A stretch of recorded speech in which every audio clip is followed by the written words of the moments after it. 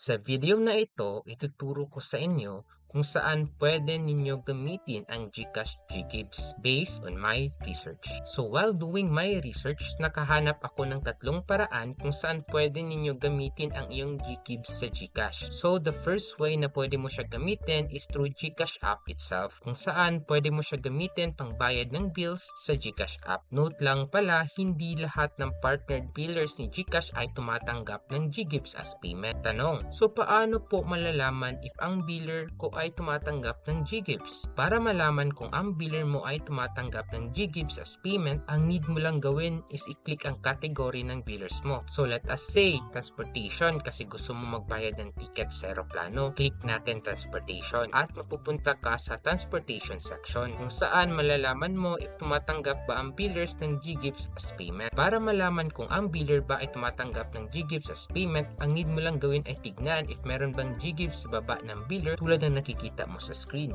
Kapag meron, it means tumatanggap si biller ng Ggives as payment. So, kung wala, katulad nitong electric utilities, kung saan makikita natin na walang Ggives nakalagay sa ibaba, it means hindi mo siya magagamit ang Ggives as payment option para dito. So if gusto din ninyo malaman if tumatanggap ba ang biller ninyo ng Ggives, sundan nyo lang yung tinuro ko kanina. Kalawang paraan kung saan pwede ninyo gamitin ang Ggives ay through mga merchant tulad ng grocery store, cellphone shop, pharmacy, or kahit saang store or tindahan, as long as may payment through QR sila na pwede mo iscan katulad ng ginagawa ko at may Ggives na nakalagay as a source of payment kagaya nito. It means pwede mong gamitin ang Ggives as a payment. So if wala kang nakikitang Ggives sa tabi ng QR, it means hindi tumatanggap ang merchants ng Ggives as payment. Tanong, paano po siya i-scan? Gawin lang po ninyo is open ang GCash app at i-click itong QR button kung saan mapupunta ka dito at pwede mo na i-scan ang QR. Tatlo at huling paraan na nalalaman ko